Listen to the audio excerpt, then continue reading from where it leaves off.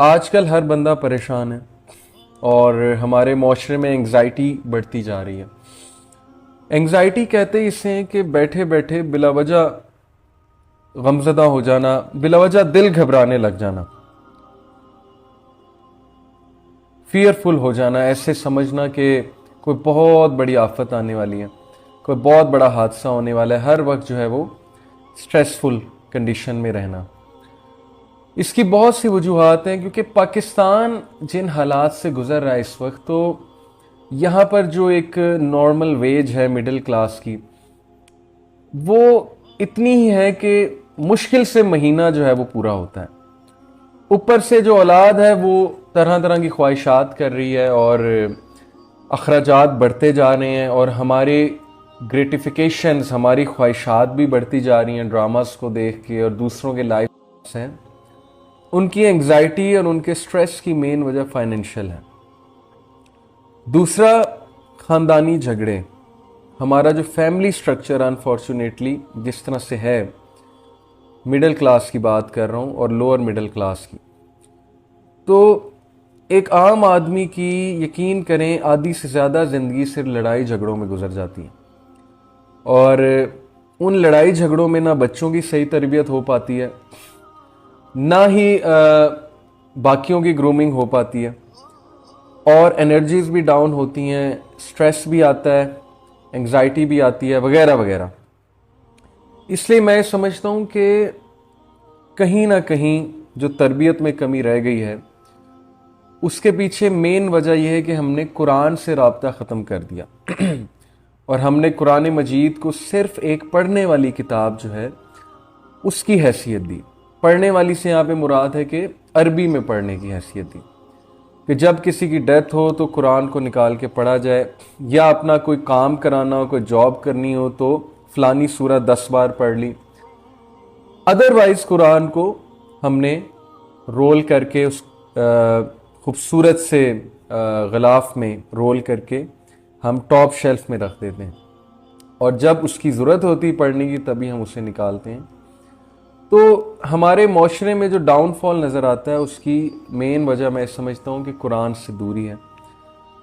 क्योंकि ज़िंदगी की मुश्किलात से गुज़रने के लिए हमारे अंदर कुछ एट्रीब्यूट्स होने चाहिए। कुरान मजीद और दीन इस्लाम हमारे अंदर वो एट्रीब्यूट्स पैदा करता है, अगर हम कुरान को समझें और दीन को उस तरह दीन पर अमल करें जिस तरह से अमल करने का हक है। अब जब दीन पर उस तरह से अमल नहीं हो रहा और इल्म हासिल नहीं किया जा रहा, मैं आपको मिसाल देता हूं कि अल्लाह के बारे में इल्म, अल्लाह के बारे में इल्म, अल्लाह के औसाफ के बारे में इल्म, अल्लाह के नेम्स एंड एट्रीब्यूट्स के बारे में इल्म, गहराई के साथ इल्म, और अल्लाह सुब्हाना व तआला के जो वादे हैं उनके बारे में इल्म, जो कुरान मजीद में अल्लाह ताला ने मोमिनीन से किए हैं उनके बारे में इल्म, इंसान को बहुत से हादसात, बहुत सी मुश्किलात से गुजरने का एक बेहतरीन जरिया और एक बेहतरीन माइंडसेट देता है।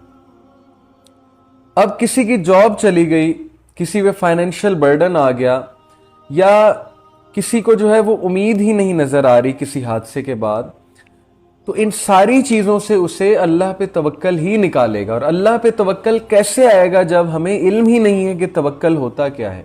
जो भी परेशानी जिंदगी में चल रही है, चाहे वो माली है, चाहे वो औलाद की तरफ से है, चाहे वो शौहर की तरफ से है, चाहे वो बीवी की तरफ से है, चाहे वो ख़ानदानी झगड़ों की वजह से है, आपका काम है कि आप इखलास के साथ चलें, आप अल्लाह ताला से रुजू करें।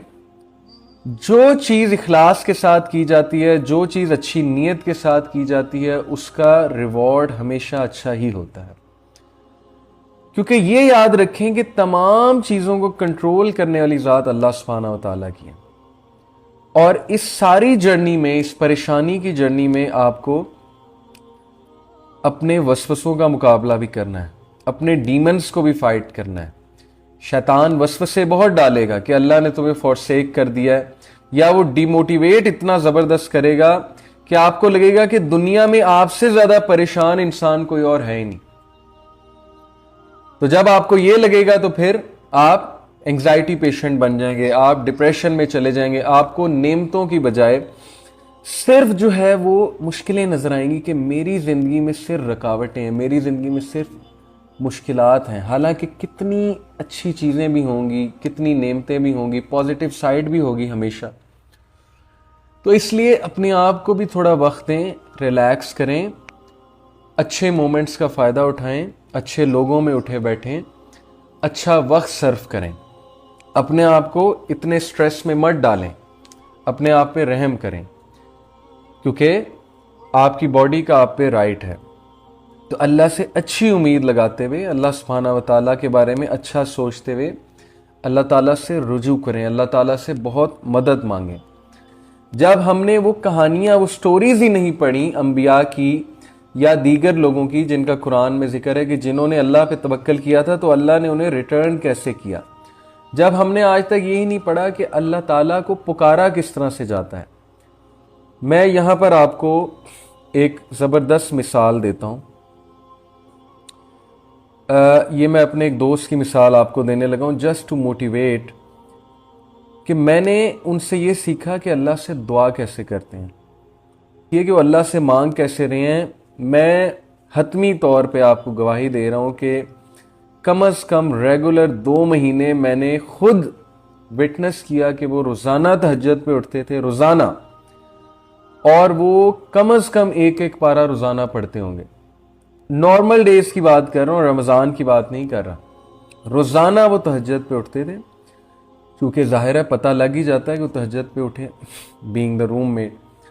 रोज़ाना वो तहज्जुद पे उठते थे, रोज़ाना वो एक पारा कंप्लीट करते थे, और उनकी दुआओं में वो हर चीज़ शामिल थी। तो उनका प्लान था कि अल्लाह मेरी ये ख्वाहिश है, मेरी ये ख्वाहिश है, अल्लाह मुझे ये दे। और फिर उसके बाद दुआ करने के बाद वो उस मिशन को निकल जाते थे।